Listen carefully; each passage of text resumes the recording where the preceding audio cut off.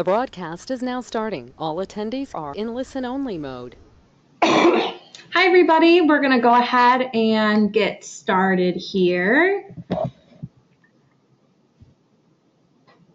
We're going to pop on our camera real quick and let you know who you'll be listening to for the next few minutes. Hi, everyone. I'm Marie, and this is Marley. We'll give a little bit more of a thorough introduction in a little bit, but just wanted to give you a little bit of a face to name before we sort of dive into this presentation today. So I'm going to go ahead and turn this off so I can see the same screen you're looking at. So welcome, and thanks so much again for attending. We think that parents and guardians can play a really important role in a student's off-campus study experience. Our hope is that through this presentation, we can better prepare you for what's to come in the next few months for your son, daughter, student, and give you the tools to both support them and also just empower your student in their off-campus study experience. And so to do that, we're going to be using this platform, which we are recording this session for all those who couldn't make it today but wanted to still participate in some way. We're going to post this onto the website. I have you all muted just to make the sound quality a little bit better, but there is in the sidebar a place where you can ask questions if you have them. We're going to try and go over things in a more general sense, and we'll make sure you have our contact information if you have more specific, program-specific questions. And we'll try and answer as many questions as we can towards the end of this as well, but you can definitely feel free to reach out to us specifically too. So what are we talking about today? We have a pretty full agenda, a lot of different topics we want to cover with you. Going over a little bit about kind of ACM and the program that your student is going on. We're going to talk more specifically about ways that you and your student can prepare, what those first couple days are going to look like. We'll address some of those safety, emergency concerns you might have, just give you a little bit of an information on how we tend to work. We'll cover things like health, insurance, what to expect in terms of sort of cultural adjustment. I give you some ideas on ways that we think you can support your student while they're on this off-campus program, and then give you some additional resources as well. Oh, it sounds like you lost. Can anyone else hear me? It looks like somebody lost audio. Can you all hear me now?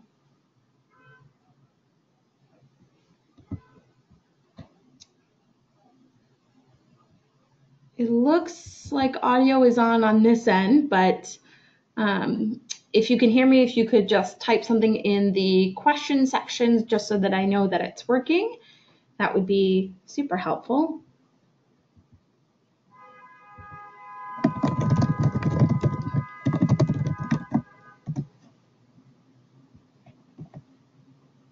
Okay, all right, so it sounds like audio is back. Sorry about that. Basically what I was just saying, I'm not sure quite when it popped out, but no worries, just talking really briefly about the agenda so that you have a little bit of an idea of the topics that we're going to cover. But now we'll dive into the more sort of important stuff. Introduction. So you saw my and Marley's face. We also have Joan, who's pictured here on the far left, who is the ACM Vice President and Director for Off-Campus Study. So she leads our team here. I'm Marie Bushnell. I'm the Off-Campus Study Senior Program Director and work with a handful of the different programs, and you'll hear my voice kind of throughout this presentation, as well as Marley. Do you want to say hi? Hi, I'm Marley. I'm the Off-Campus Study Program Coordinator. As Marie mentioned, we each work with a different portfolio of programs. I work predominantly with countries in Latin America and Europe, and Marie works with our programs in Africa, Asia, and the Middle East. Perfect. So just to give you a little introduction of who is going to be assisting and working and teaching with your students on site. All of our programs are a little different. There's different structures to all of them, and there are program directors, on-site staff, and local faculty, and some of the programs actually work with partner institutions. So for the case of Botswana, the students will actually be taking courses at UB University of Botswana, and so that's one of our partner institutions. In Italy, they work at language school, Lingua Viva, so we'll be working with them as our partners. And then also in Chicago, the students will be on site actually where we have our office is where their classes will take place. Just to give you an overview, the permanent local staff for Costa Rica would be the director, Javier Espeleta. He is local to San Jose and has numerous connections, especially for the spring program, and is really helpful in getting these students the type of research experience that they need. Mario Morera, he's the Spanish language coordinator. He's been with ACM for a very long time, and he is really committed to the students learning the language.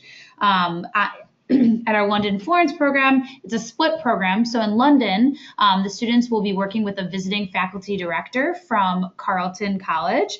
She will actually be traveling with them as well from Florence to London. So in Florence, she'll just be a visiting faculty member, not the director, because we have a permanent on-site staff there, Jody Mariotti, who will also be teaching one of the courses there, but she has been with ACM for a very long time as well. And then Rosita Sidi, who is the program coordinator on site, so helps with all the logistics, orientation. Then Botswana, we have Leslie Gregg Jolly, who's a visiting faculty director from Grinnell. That partnership, she works alongside the University of Botswana, as well as Mary Lederer, who's our on-site program coordinator. The program coordinators assist with any student needs, such as health and safety, immediate attention, and any sort of facilitating their off-campus study experience, the non-academic side. And then lastly, we have Chicago program. Dorothy Burge is the director. She's worked for us for probably about 20 years now, and she also teaches the social justice and human rights seminar course. We have 3 adjunct faculty, one of which was two of which were former directors of the program and still are involved, teaching the arts seminar and the entrepreneurship course. And then we also have Neil, who's the administrative assistant and works with the internship placements. One positive thing about the Chicago program is we also have our off-campus study staff here. So both Marie and I work with the Chicago program to assist in any way that's necessary. So what is ACM? ACM is a consortium of 14 liberal arts colleges. So the group got together to share resources, collaborate, and really just enhance teaching and learning. So all of our colleges are unique, but they all have the common themes of interdisciplinary and liberal arts college focus. So ACM academics on our off-campus study program sites really tries to emulate what students are seeing on campus, but connecting it to site-based instruction. So taking these smaller classes, the personalized attention that our students are used to at the ACM colleges, and bringing that same style to an off-campus study experience. We also understand that the campuses really place a strong emphasis on undergraduate research and independent study. So we want these experiences to be tailored to the students' specific needs and goals, and that is an integral component to all of our programs.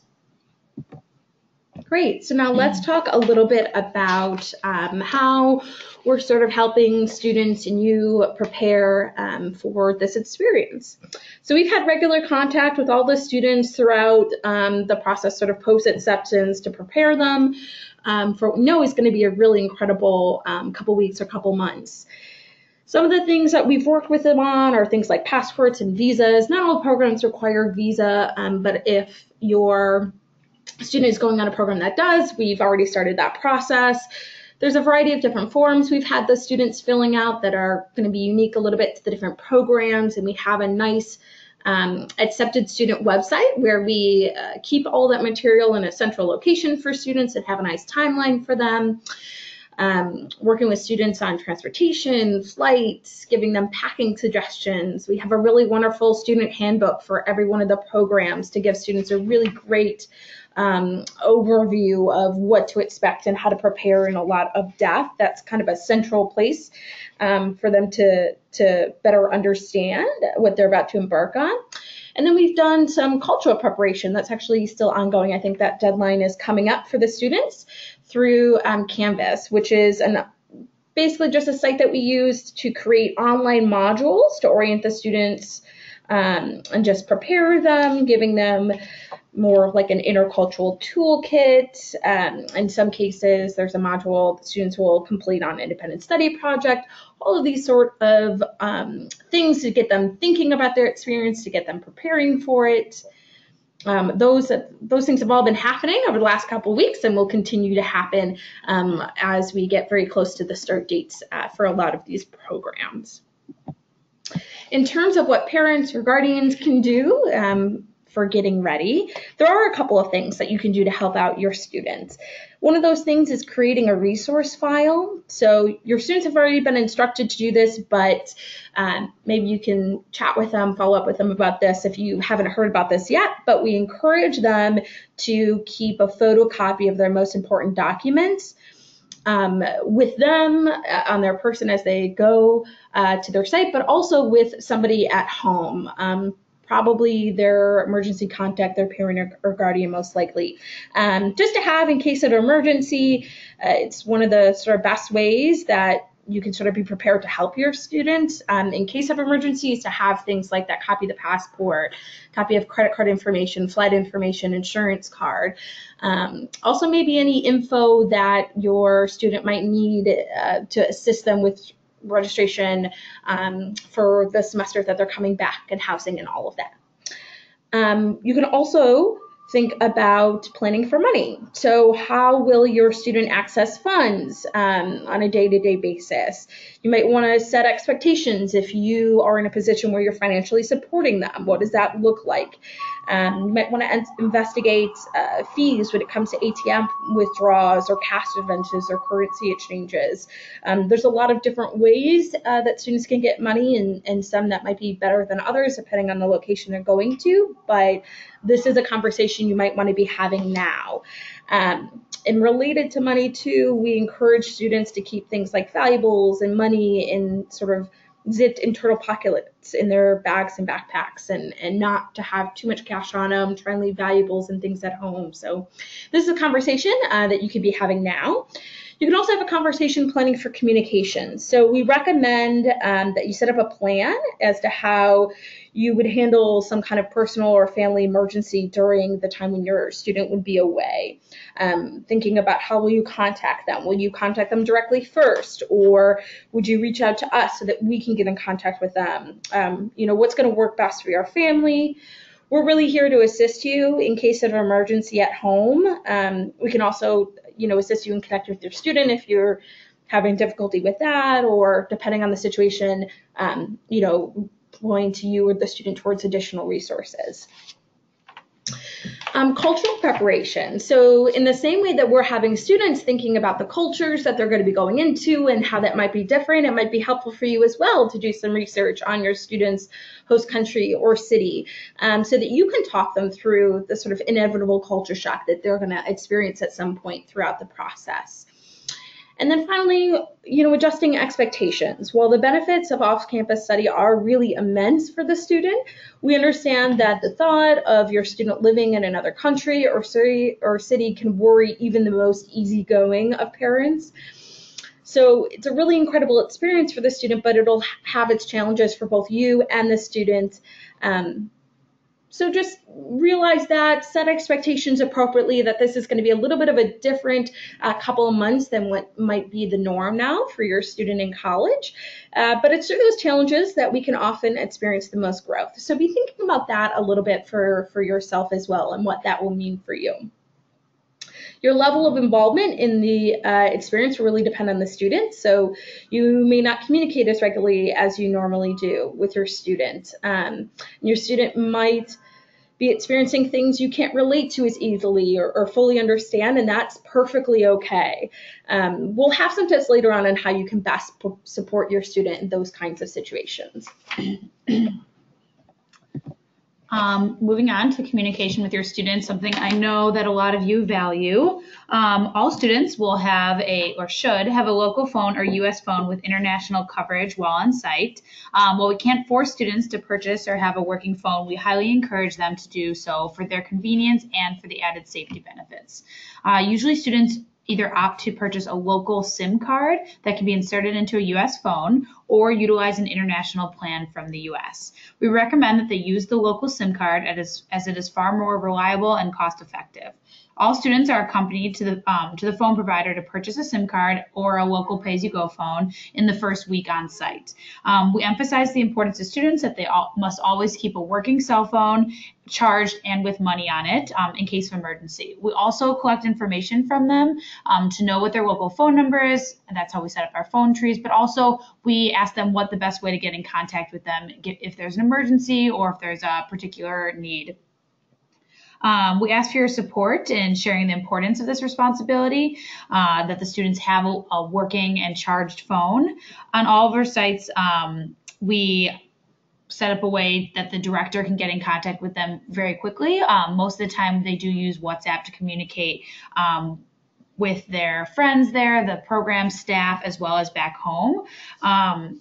So students, that is an example of an application that they can get on their phone. Some other applications that they might use are Skype, Google Voice, and FaceTime, and this might be how they reach out to you to get in contact with you. WhatsApp allows you to text and call internationally for free, so that is what most of our parents and students use to stay in contact.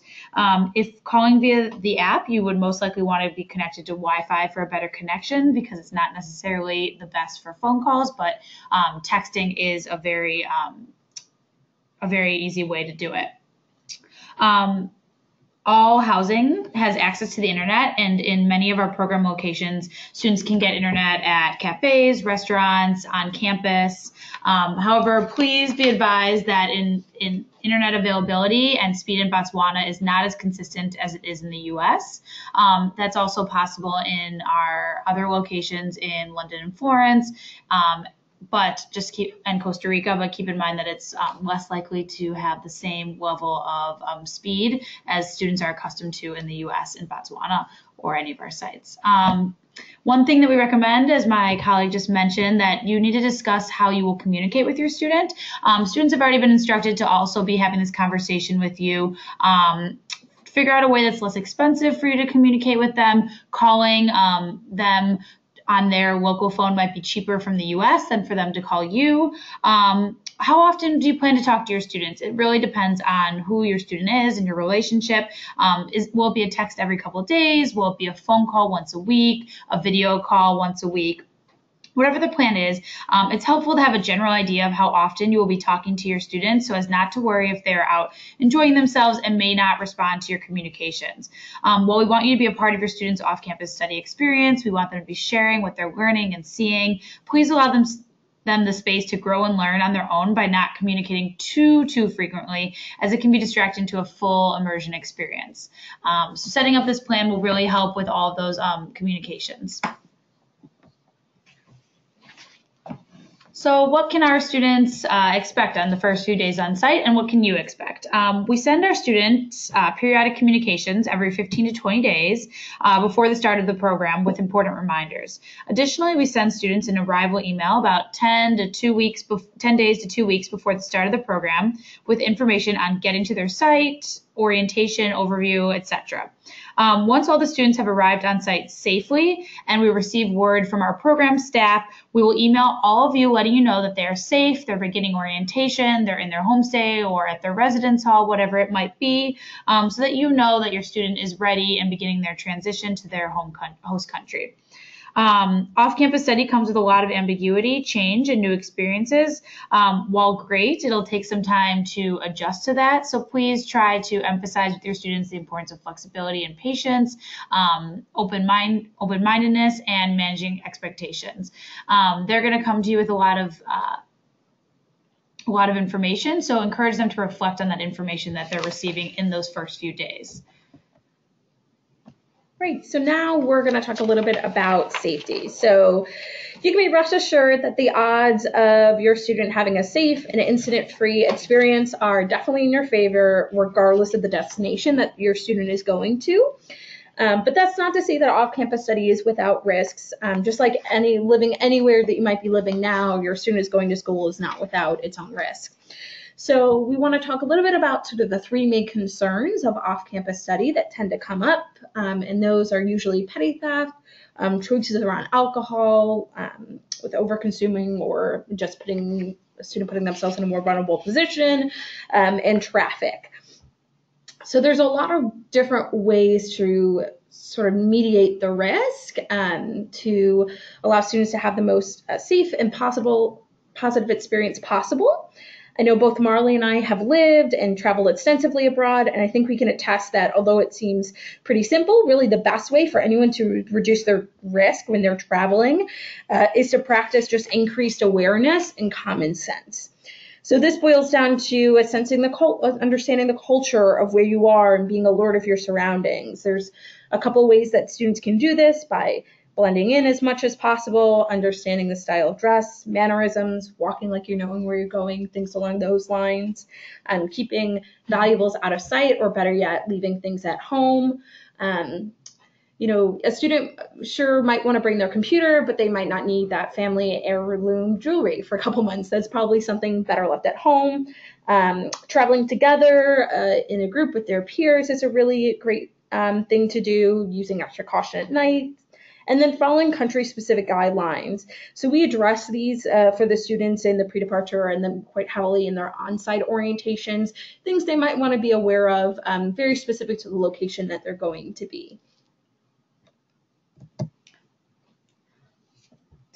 The vast majority, of off-campus study, as I mentioned, really does go off without any kind of hitch, but incidents do happen. So here's a little bit on how we proactively and reactively handle emergencies should they arise. So in terms of preparation, we have all the students register with the STEP program. That's a program run through the U.S. State Department. That's a Smart Travelers Enrollment Program.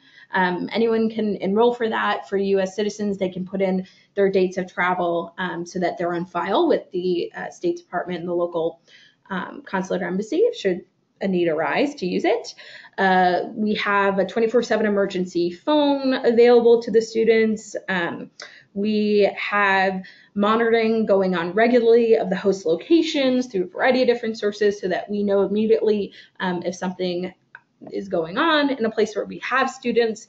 And we train our staff on emergency procedures as well. So that's our more permanent staff on site, as well as all of the visiting faculty and faculty directors that we have on our program go through a pretty intensive safety training as well. So we're as prepared as we can be to manage any kind of emergency that would arise. In terms of action plans, should something happen in the case of a real emergency, like a natural disaster, political arrest, something along those lines, we work with the on-site program staff, local authorities, and CISI, which is our international insurance plan we'll talk about in a minute, to implement whatever the most appropriate action plan is going to be. So it may be comforting for you to know that all programs have a site-specific procedure and plan. That there are guidelines and procedures communicated to students during their orientation by the local staff, and that our on-site staff should be really the student's first point of contact, but they can reach out to us or, under special circumstances, you can also use this emergency number as well. So that number will ring either me, Marley, or Joan. It's available 24/7. Should there be a need, you can definitely write this down. We have it listed again a little bit later in the presentation as well. Okay, moving on to your students' personal health. So a little bit about some general recommendations for health practices as well as CISI insurance and what that covers. Students should continue normal health practices. If they take medication, make sure that they continue to take that medication. If they exercise, they should continue to exercise. If there's someone who requires 10 hours of sleep or 8 hours or whatever it might be a night, make sure that they continue to do what they're accustomed to back home in their host country as well.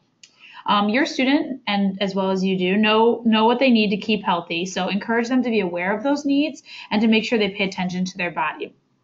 Off-campus study is a new experience, and they'll find themselves in a new, exciting, but potentially stress-inducing environment. So it's important that they maintain their normal health routines to keep them in good, healthy spirits. Bring all prescription medication with them, as well as a copy of the prescription. It's possible that they might get questioned during customs. It's very, very unlikely, but it's always helpful that they have the prescription on them in case there's any questions asked. It's also necessary if they do, for whatever reason, need to refill a prescription while in the country. Though we do recommend that they get all of their medicine beforehand and bring it with them to their host country, because not all medications are offered in the same way they are in the U.S. in our various locations. And this is something that if you have concerns about a specific situation, you can reach out to your son or daughter, can reach out to Marie in those first conversations should they want to have one.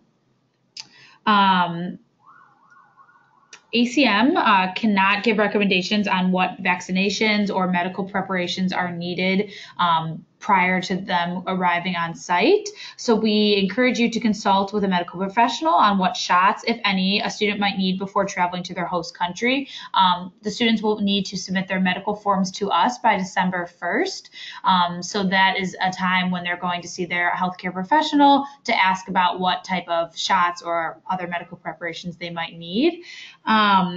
Another way to verify that your student is getting what they need is to consult the CDC website, and they offer recommendations, country-specific and area-specific recommendations for shots or any other vaccinations they might need. CISI insurance. So this is the international insurance we have. It's very comprehensive, and they are very, very helpful in terms of having your student meet the claims, receive claim reimbursement. They identify hospitals, psychologists, psychiatrists, dentists, medical professionals in all fields in each of the program sites.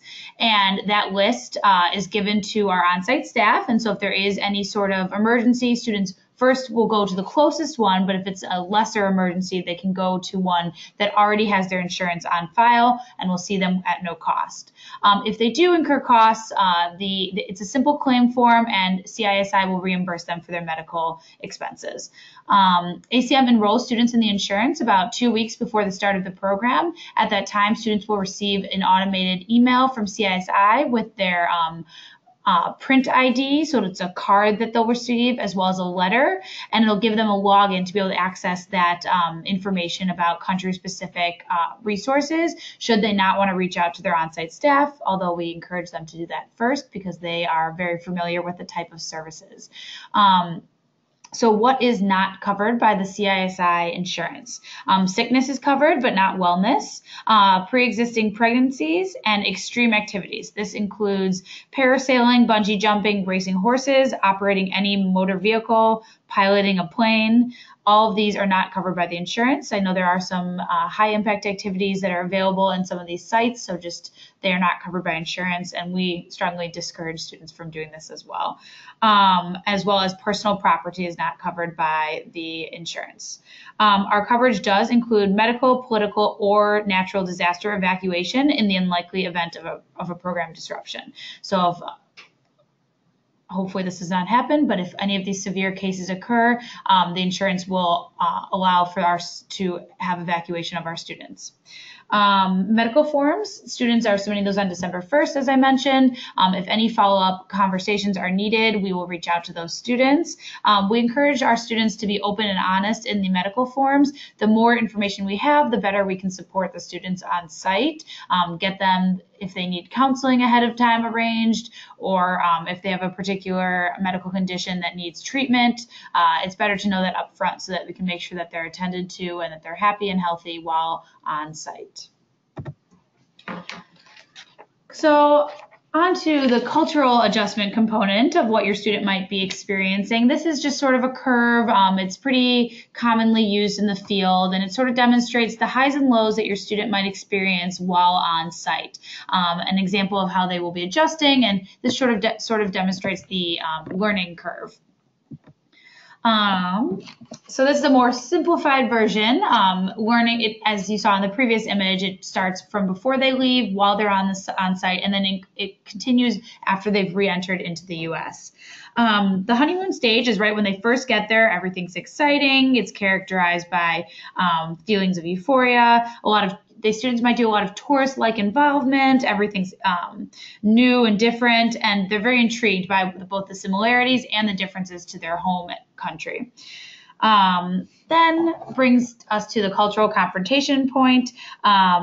Following the initial period of excitement, some students might experience culture shock or cultural confrontation during their off-campus study experience. The novelty of the new environment will wear off pretty quickly, and they may find themselves beginning to focus on the negatives, maybe a miscommunication between them and someone of a different culture.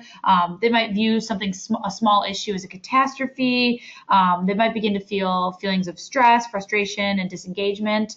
The on-site orientation is designed to help students ease into this transition, introduce them to their new environment and culture, and provide them with resources to feel more comfortable. These initial feelings of discomfort and insecurity are not unusual, and after time will dissipate. So if your student is reaching out to you to talk about that, just assure them that this is part of the process and that they will pass. It helps to talk about these feelings with other students on the program because the other students are likely experiencing similar things. So they might be talking to you, but also encourage them to reach out to their peers and their homestay family or locals. Culture shock is a personal experience. Not everybody experiences it, and many experience it for different amounts of time. One thing to notice to really keep it, understand this about your student, while it's normal to have some low periods and feelings of discomfort at certain points during the program, if it's for an extended period of time, encourage them to reach out to the on-site staff or even someone back in the ACM office, me or Marie. We are happy to assist them and really talk about that experience and see if it is cultural confrontation or something else. Processing culture shock is a learning experience, and it will ultimately increase your students' level of intercultural understanding. So know that it is temporary and it will pass, and it's part of the process. It also really aids in enhancing their self-efficiency. Next, on to the adjustment phase. Students will begin feeling more at home in their surroundings pretty quickly. You'll be surprised how soon they feel like a local. They settle into a routine and they feel more familiar with the new culture.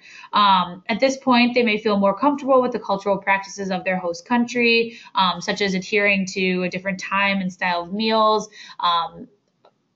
The host country might need a different time, and that might have been difficult for the student at the beginning of the semester, whereas now they find it integral to their experience. They also begin to look at things with a bigger perspective. They look at the bigger picture, and they approach scenarios with more of a sense of humor and humility.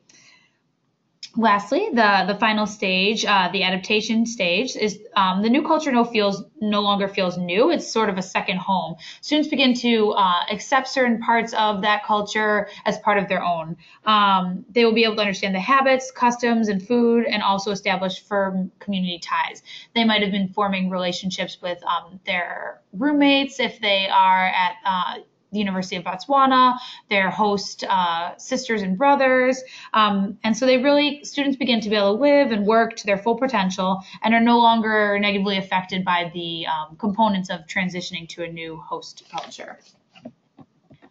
Cultural learning. Learning definitely goes beyond the classroom. Although academics are a very important part of our programs, students will definitely learn in their interactions with the host country locals. A culture bump, these are some things that might be jarring to a student during that cultural confrontation stage, but later become learning opportunities to them. It occurs when two or more people enter a situation with different expectations about a behavior. It can be caused by a communication style, behaviors involving the use of time, space, or speaking, physical objects such as clothing or artifacts, or even the architecture or decor of a location. Proxemics and formality differences can cause a cultural bump as well. A cultural bump can either result in a relationship, strengthening of a relationship, or a stereotype. These are affected by the amount of self-reflection, analysis, and communication between the parties involved after the bump occurs. So if a student reaches out to you and begins talking about the cultural bump or the miscommunication they might have faced, really have them reflect and see if it's due to a cultural difference or really due to a disagreement. Students will be talking to you about these. Please remind them to keep an open mind and be positive so that they can reflect upon these experiences. Cultural learning occurs as a result of reflecting on these miscommunications, both the verbal and the nonverbal examples of culture.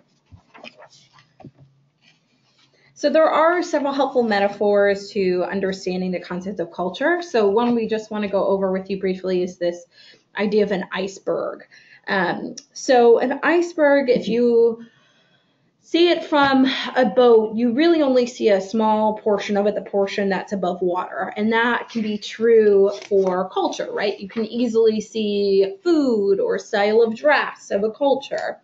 But 90% of, a given iceberg is a little bit more tucked away and not as easily visible. And the same can be true of culture. So we can really think about culture in two parts, the visible and the invisible portions. The visual cultural things are those things that you can easily observe. They don't really have as heavy of an emotional load, whereas invisible items of culture are a little bit harder to identify, can have more deep cultural values that are being encompassed, beliefs, concepts of beauty, gender roles, all of that, which can have a little bit more of a heavy emotional load for a student. So they'll go through as their time goes on in the program, seeing more and more of these things that are not visible at the surface, that make up the total of a culture, the whole iceberg, all those elements that are not always as obvious. So that's just one thing to keep in mind. That's part of the really great process of becoming more interculturally competent, is discovering that. But it can be a little bit of a process for the students, and those things are not always obvious or given. So now we've given you an overview of culture. We can talk a little bit more to how you can sort of support your student through this experience. And so there's a couple of key ways that we've identified that we think would be really great. The first one I've listed here is positivity and care. So a student's success abroad really depends on the student's ability to effectively adapt to local culture, which is not always easy, but a big part of their growth. And being in the same sort of consistent supportive role with them is really one of the best ways that you can support them. They might lean on you to have, whatever kind of emotional support you might give them now, and just to have that one part of their life that they know is a little bit more consistent as they're dealing with a lot of other changes to their day-to-day. Reflect is another great way that you can support students. So you can encourage them to reflect on their experiences that they're having, and praise positive changes or growth that you might notice in them is a really nice sort of positive boost for them. This idea of venting versus processing is another key one. So as we discussed in these sort of cultural learning elements of the presentation, it's completely normal and totally expected for anyone going through culture shock to have high and low moments. So much like your student might have experienced when they first went to college, it can be a bit of an adjustment. And you can really help guide your student through the process and the experience if you are an ear to them to vent to, and really being there for any kind of venting that they need to do, but really encouraging them to process the experience a little bit too. You can encourage them in other ways as well to take advantage of new opportunities and immerse themselves in the local culture. Encourage them to connect with their homestay families, their peers, their staff. These are going to be really key contacts for them that are there to help them, be successful and feel connected. You can encourage a student to be patient, flexible, open-minded, all these things that we've talked about that are really key. You can also encourage them to just take it for what it is. They're experiencing a challenge, and encourage them, if something doesn't go right, to connect with the on-site staff and really empower them to reach out for help on their own if they need it. I think the sense of independence and confidence that students gain from these kind of experiences is one of the biggest advantages they have, and you can really help that learning by encouraging them to still being supportive, but really empowering them to take ownership of the experience and make the absolute most of it that they can. And then finally, one other way you can support the student, I know it's close to the holidays and people ask us about this sometimes. If you want to give your student a gift before they go or while they're abroad, a couple ideas might be something like a multi-day pack, something that they'll use throughout their time. That could be a tool like a universal power adapter, a journal so that they can sort of reflect on the experience and have a place to to write down their thoughts, or some piece of comfort from home, right? Maybe a letter that they open once they're there, or a family photo in a frame that's not breakable. Those kind of things too can also show that you're thinking of them, that you really care, and that you support them throughout the process. So we're going to end on additional resources. So I know we covered a lot of content today. I hope it's addressed some of your biggest questions and concerns, and makes you as well feel really excited for your students, and gives you a little bit of a sense of how you can really be a great parent or guardian to them while they're going through this process. So some other resources that we have is the parent's website, which you may have already seen. On there are things like the parent handbook, some different resources, copies of like policies, procedures, other important reminders. So that's a great page to take a look at in a little bit more depth if you haven't already. We also have student handbooks that we mentioned that have more specific information to a program, things about like academics and housing. You can also take a look at those. And then you can always reach out to us. So our main number is listed on here. Please use that if you'd like to call us. But in case of an emergency, that number is also listed here as well. So you can feel free to write that down and have that handy too if needed. The emergency number is for after hours. You'll probably get in contact with us even quicker if you call our office. Our office number is between 9 and 5, but if something happens after 5 or before 9, feel free to call that emergency number.